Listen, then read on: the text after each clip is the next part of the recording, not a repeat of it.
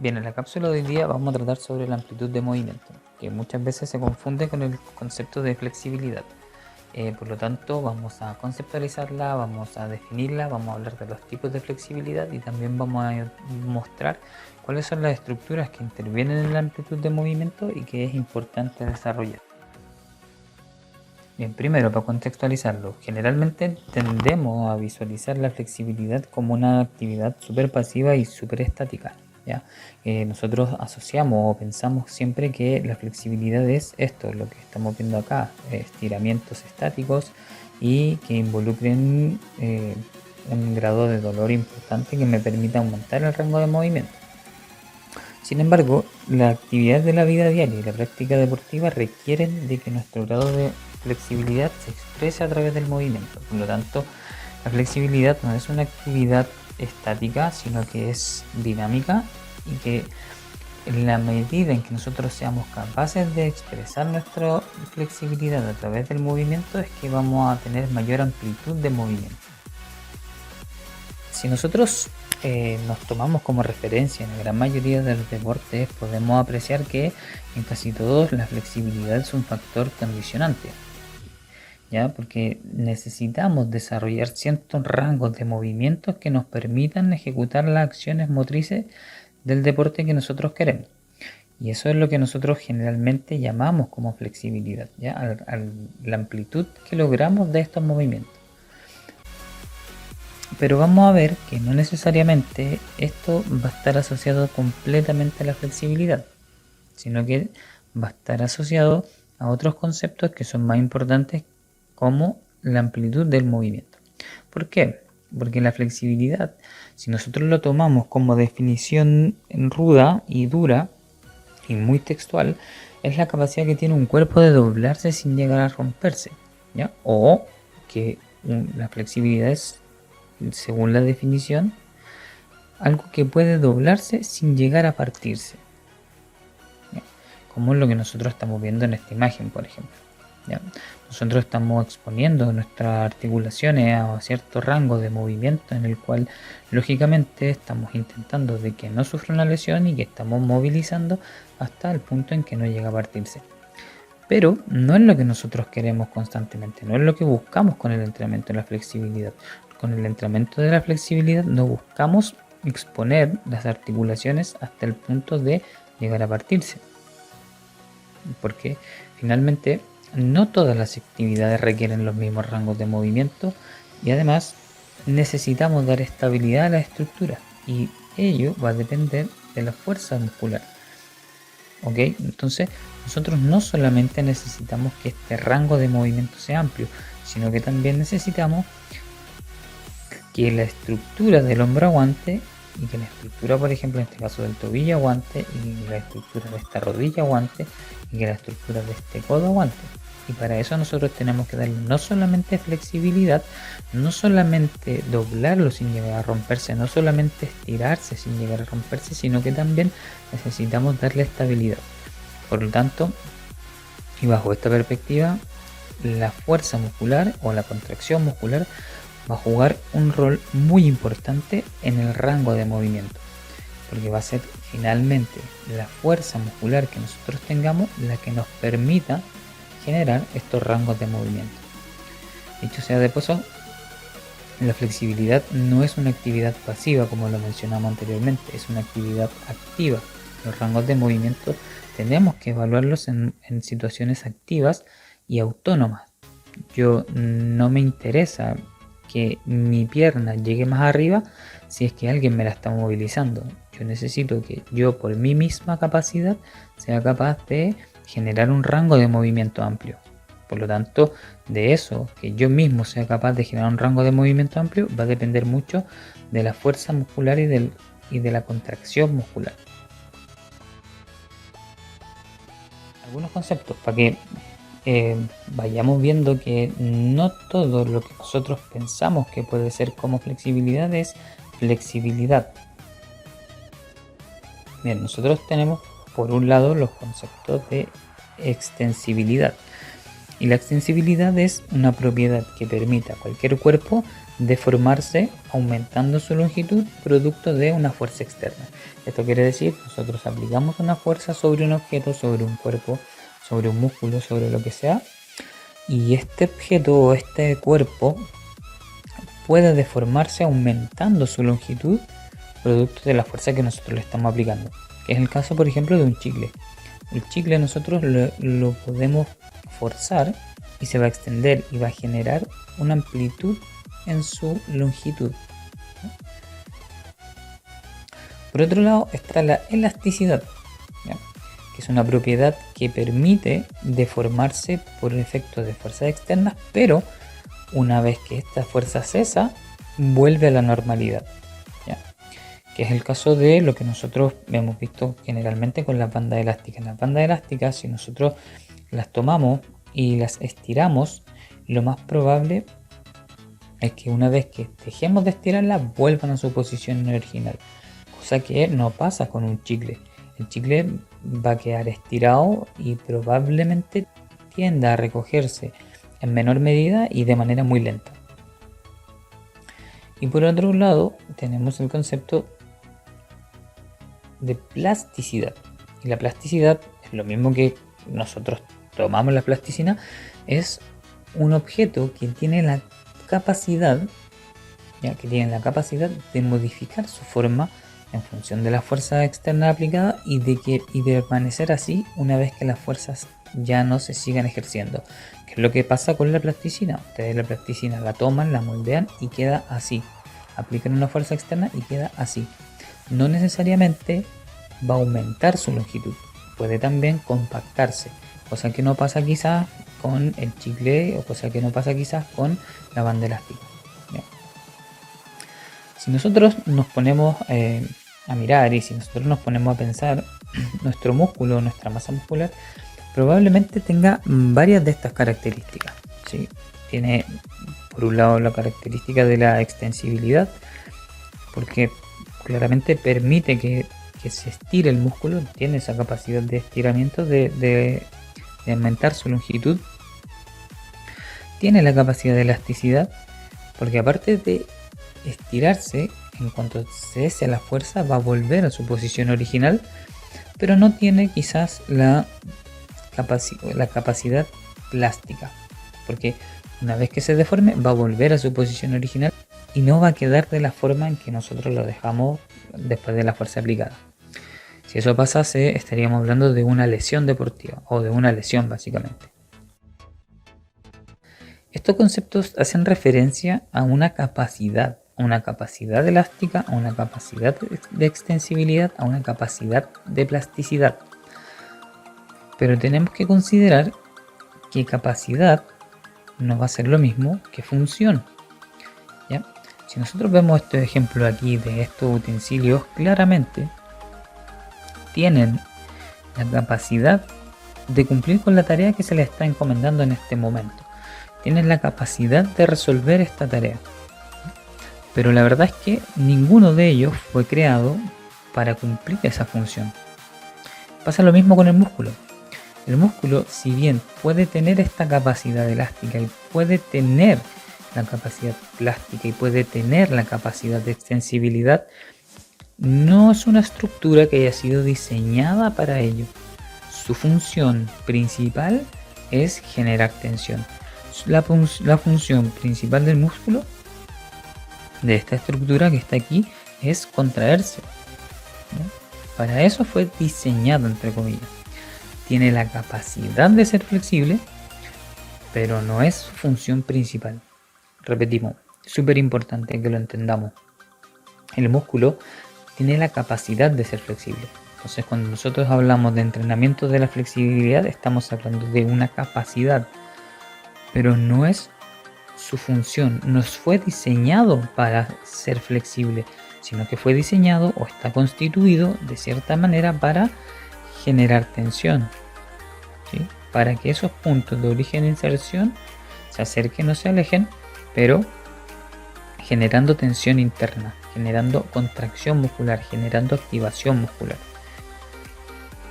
Por lo tanto, más correcto quizás que el término aislado de flexibilidad es hablar de amplitud de movimiento. ¿Por qué? Porque la flexibilidad, en términos generales, se va a definir como la capacidad de desplazar una articulación o una serie de articulaciones a través de una amplitud de movimiento.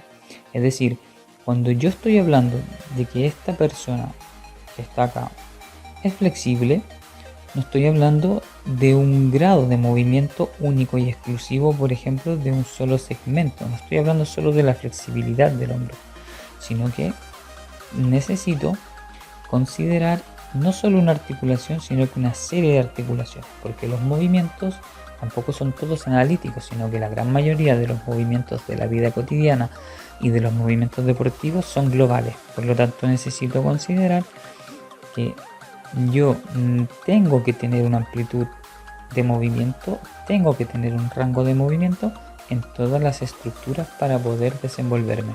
Eso quiere decir un rango óptimo aquí, un rango óptimo acá, un rango óptimo acá, un rango óptimo acá. Y este rango óptimo va a depender necesariamente de las estructuras que están interviniendo. Las estructuras que intervienen en este concepto de flexibilidad son básicamente, hoy día vamos a ver dos, porque si bien el hueso es parte de ello, no lo vamos a considerar por hoy. Hoy día vamos a considerar solo dos estructuras básicas: el músculo por un lado y el tendón por otro. Repetimos, el músculo era el que generaba la contracción muscular. ¿Sí? El músculo es quien genera la tensión. El tendón es quien va a transmitir estas fuerzas hacia el punto de anclaje, que es el hueso. Y eso va a permitir que nosotros podamos mover nuestra estructura. Eso ya lo habíamos conversado en otra cápsula anterior. Por lo tanto, hoy día vamos a tomar estas estructuras que están interviniendo y vamos a considerar solo dos, como dijimos en un momento. Vamos a considerar el músculo y el tendón. Y de estas estructuras solo vamos a considerar dos principales. ¿Ya? Dos de toda una estructura gigantesca que es el músculo, solo vamos a considerar dos. Por un lado, el uso muscular, y por otro lado, el órgano tendinoso de Golgi. Cosa que no es tan relevante que lo aprendan de memoria, pero sí que entiendan en qué se basan y cómo funcionan y de qué se trata esto. De la estructura interviniente, la primera, y que es muy importante, es el uso muscular. ¿Ya? No necesito que esto se lo aprendan de memoria porque es un tema un poco más complejo, pero es importante que lo tengamos en consideración. Generalmente el uso muscular se ubica en la parte central del músculo, ¿ya? En un corte un poquito más central. Y dentro del uso van a existir ciertas fibras que se denominan fibras intrafusales, ¿ya? Y que son igual que las fibras musculares. Sin embargo, las fibras intrafusales, que también son parecidas a la fibra muscular, repetimos, no tienen la capacidad de contraerse. Lo único que hacen es actuar como sensores o como receptores de estiramiento. Ya trabajan como receptores de estiramiento. Por lo tanto, cuando nosotros ejecutamos una acción en la cual nuestro músculo se ve estirado, inmediatamente actúan estas fibras intrafusales, inmediatamente actúa este uso muscular para generar una pequeña contracción. Y así nosotros mantengamos a salvo ciertas articulaciones producto de quizás un estiramiento forzado que pudiese ocurrir.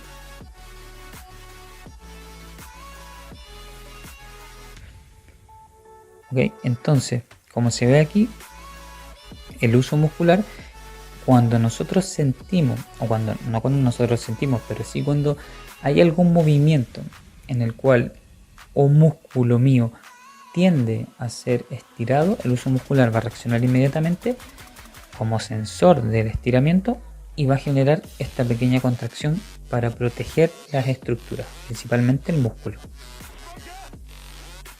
Por otro lado, tenemos el órgano tendinoso de Golgi. Si el uso muscular estaba dentro del músculo, el órgano tendinoso de Golgi está, como dice su nombre, en el tendón. ¿ya? Es una estructura, es un receptor que se encuentra dentro del tendón. Y si el uso muscular lo que hacía era que al sentir este estiramiento iba a generar esta contracción, el órgano tendinoso de Golgi va a realizar una acción diferente y contraria a la que hace el uso muscular. La función del órgano tendinoso de Golgi es registrar la actividad de la fibra, y en cuanto esta actividad de las fibras, en cuanto esta contracción muscular es potencialmente peligrosa, lo que hace es cortar la contracción. ¿Por qué? Porque yo puedo estar contrayendo mi músculo, por ejemplo, en una situación de algún ejercicio, y cuando esta contracción es potencialmente peligrosa, lo que va a hacer, o esta tensión es potencialmente peligrosa, lo que va a hacer el órgano tendinoso de Golgi es cesar la contracción. Va a inhibir el músculo para que deje de generar tensión, porque si no se puede llegar a romper. Entonces tenemos aquí un tira y afloja. Tenemos por un lado el uso muscular, que va a censar el movimiento, y tenemos por otro lado el órgano tendinoso, que va a inhibir el movimiento. Entonces el uso muscular es como un sensor de puerta. Cuando ustedes se acercan a una puerta con sensor y están muy cerca, la puerta se abre. El uso muscular hace lo mismo con el movimiento. Cuando hay un estiramiento muscular, se va a contraer. Cuando esta contracción es continua y potencialmente peligrosa, va a ir por otro lado entonces el órgano tendinoso y va a inhibir la acción del músculo para que deje de exponer al músculo a una situación de peligro. Por lo tanto, lo que va a suceder aquí es que vamos a estar constantemente en situaciones de uso muscular, que va a sentir el estiramiento y va a tensar, y de órgano tendinoso, que va a cesar la actividad cuando la activación sea potencialmente peligrosa. De esto se van a desprender algunos reflejos musculares que son súper importantes que nosotros los entendamos para comprender cómo funciona nuestro movimiento. Entendiendo esto, cuando nosotros generamos esta activación, no estamos estirando el músculo. ¿Por qué?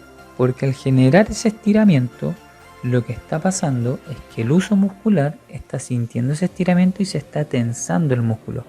Por eso cuando usted estira o cuando usted elonga, lo que siente, más que sensación de alivio, es una sensación de dolor, y siente que el músculo está activo, porque finalmente, repito, lo que dijimos un montón de rato, el músculo tiene la capacidad de flexibilidad, pero no es su función.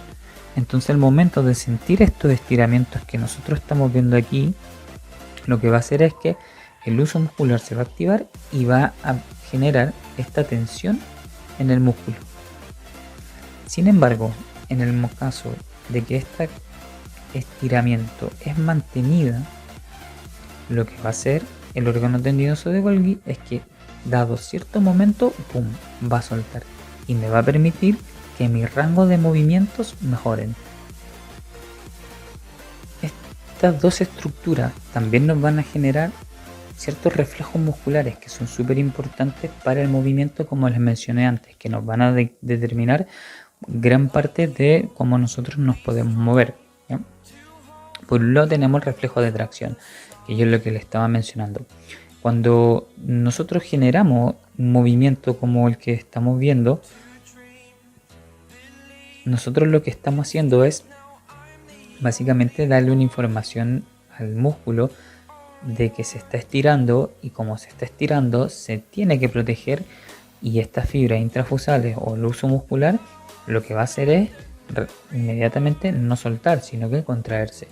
Y este reflejo de contracción es el reflejo de tracción, valga la redundancia. Entonces, si nosotros hiciéramos ahora el ejercicio en nuestra casa de estirar el isquiotibial, lo más probable es que sintiésemos este dolor, sintiésemos esta activación, sintiésemos una contracción, y no que el músculo se relaje inmediatamente. Sí se va a relajar en la medida en que esta activación se mantenga constante y pase a actuar otra estructura. Este reflejo de tracción está principalmente regulado, como les decía, por el uso muscular. ¿ok? Ahora, después de eso, cuando la tensión, como dijimos antes, es muy elevada o principalmente alta y peligrosa, el órgano tendinoso de Golgi va a cesar la activación y lo que va a hacer es que se va a relajar. Esto va a ocurrir principalmente luego de 8 segundos en una activación excéntrica o tal vez luego de 4 segundos en una activación isométrica. Pero sin embargo va a depender también de la intensidad y el grado de estiramiento. ¿Ok? Entonces, tenemos por un lado lo que habíamos mencionado antes, un reflejo que cuando yo estiro me va a generar contracción, y cuando esa contracción es mantenida de 8 segundos de manera excéntrica o 4 segundos de manera isométrica, lo que va a hacer es que va a soltar. Y ese soltar es lo que me va a permitir mejorar el rango de movimiento. Por eso, cuando yo elongo o cuando yo estiro, posterior a 30 segundos es donde se va a mejorar la amplitud del movimiento, donde se va a mejorar el rango de movimiento, es donde quizás va a cesar un poco el dolor y lo que voy a hacer es incrementar el rango en el que me estoy moviendo. ¿Okay? Y por último, un reflejo muy importante, que es el de inhibición recíproca. Ambos dos reflejos que mencionamos anteriormente, el reflejo de tracción y el de inhibición autógena, son súper importantes.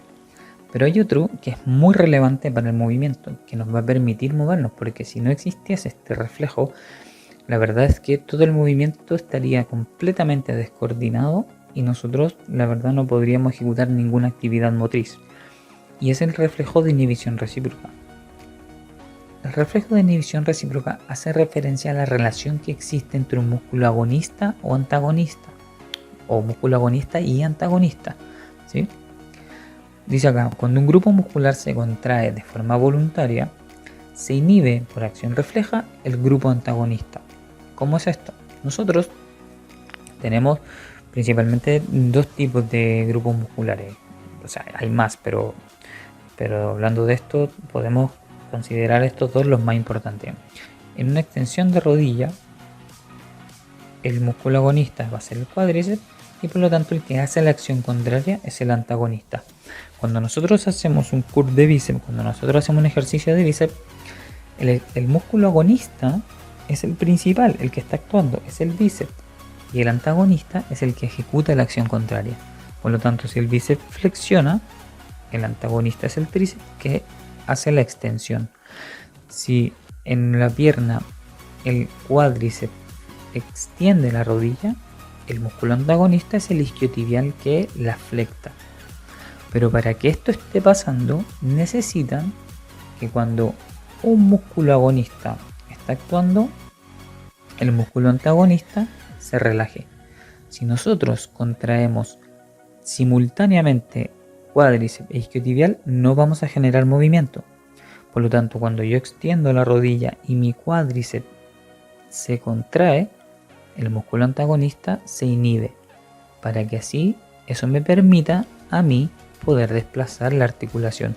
Porque si no, cuando yo quisiera subir la rodilla, este músculo isquiotibial estaría generando tensión aquí y no me permitiría que esta pierna fuese hacia acá, porque estaría constantemente en tensión.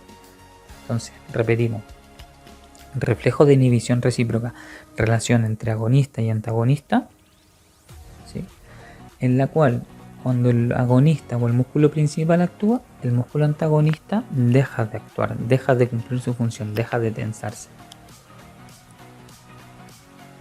Esto nos va a permitir a nosotros desarrollar todos los gestos deportivos que nosotros conocemos, ¿sí? Todos los gestos que nosotros podemos hacer, ya, y no solo deportivos, sino que de cualquier característica. ¿Por qué? Porque cuando yo estoy ejecutando un ejercicio como este, el grupo muscular que flecta la pierna se está contrayendo y para eso el grupo muscular que extiende la cadera, como el glúteo, se está inhibiendo. Si esto no pasara, no me permitiría ejecutar los movimientos, ¿ya? Y ves en ese ejercicio o en cualquier otro ejercicio, lo que yo lo estoy mencionando anteriormente, ¿ya? Entonces, cuando nosotros desarrollamos cualquier movimiento, necesitamos sí o sí que este reflejo de inhibición recíproca, que esta relación agonista-antagonista se vea favorecida o que se esté dando. Ahora la pregunta es, y ustedes me dirán, ¿qué tiene que ver esto con la flexibilidad? ¿Qué tiene que ver la intervención de los músculos agonista y antagonista con la flexibilidad? Un montón. ¿Por qué? Porque en la medida en que nosotros somos capaces de muscularmente generar una tensión y ampliar nuestro rango de movimiento, vamos a tener mejor amplitud de movimiento y vamos a tener mayores rangos de movimientos y vamos a ser más flexibles. ¿Por qué? Porque yo no necesito que alguien me movilice para hacer esto. Yo no necesito que alguien me movilice para hacer esto. Yo necesito hacerlo solo. Y este hacerlo solo, el que yo no pueda llegar hasta abajo en una situación así, no es por falta de flexibilidad. Es por falta de fuerza muscular en los músculos que tienen que hacer que estas estructuras se muevan, ¿ya? Entonces, repetimos, la flexibilidad o la amplitud del movimiento va a ser muy dependiente de la fuerza muscular. Por último, los tipos de estiramiento que nosotros podemos encontrar para poder desarrollar la flexibilidad o la amplitud de movimiento, entendiendo lo que mencionamos antes, que depende de la fuerza muscular, ¿ya? Son básicamente dos: estiramientos estáticos, ¿sí?, que son sin movimiento aparente, ya que es elongar, por ejemplo, y mantener, es estático, o estiramientos dinámicos, que son con movimiento, que son estos estiramientos que nosotros hacemos con insistencia. Podemos tener estos dos tipos, básicamente, estiramientos estáticos y dinámicos, que es la diferencia que nosotros estamos viendo acá.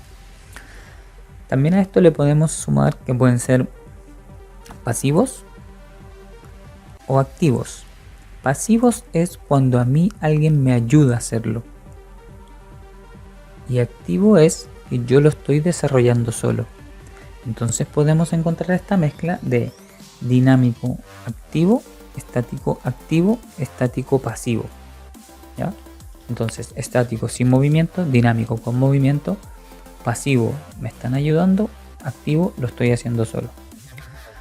De los estiramientos estáticos podemos encontrar dos también: los breves, que son hasta 6 segundos, que usted hace una elongación 6 segundos, o ya los prolongados, que son más de 10 segundos. Todo lo que vaya más allá de 10 segundos van a ser estiramientos estáticos prolongados.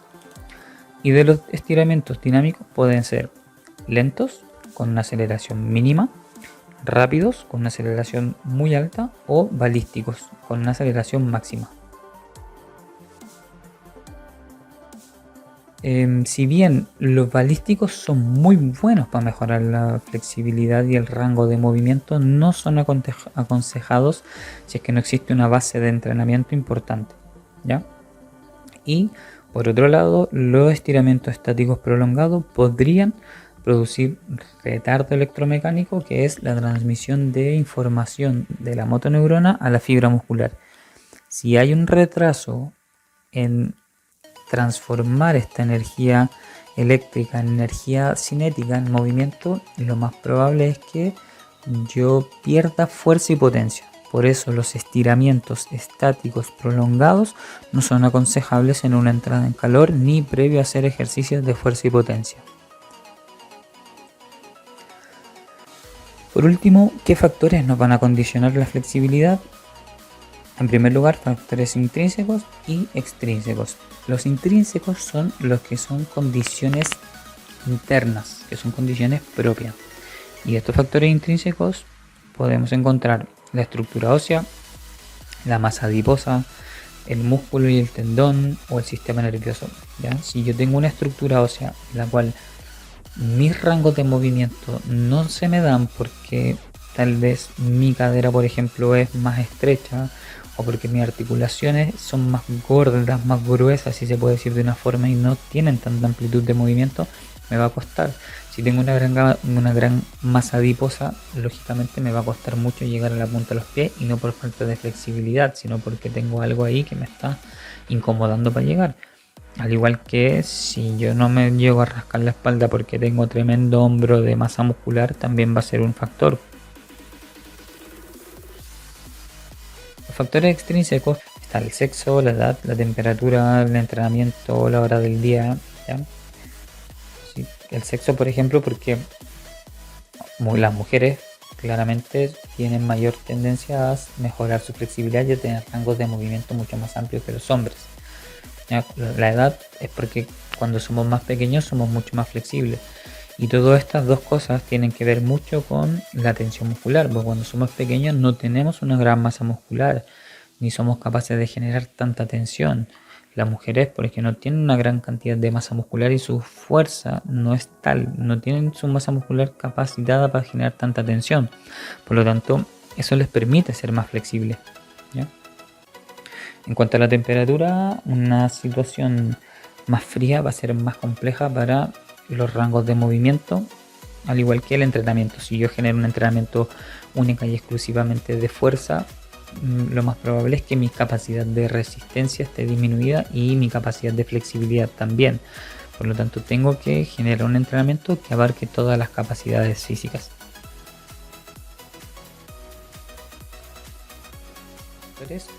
Van a ser incidentes en el desarrollo de la flexibilidad y de la amplitud del movimiento, que le había mencionado antes.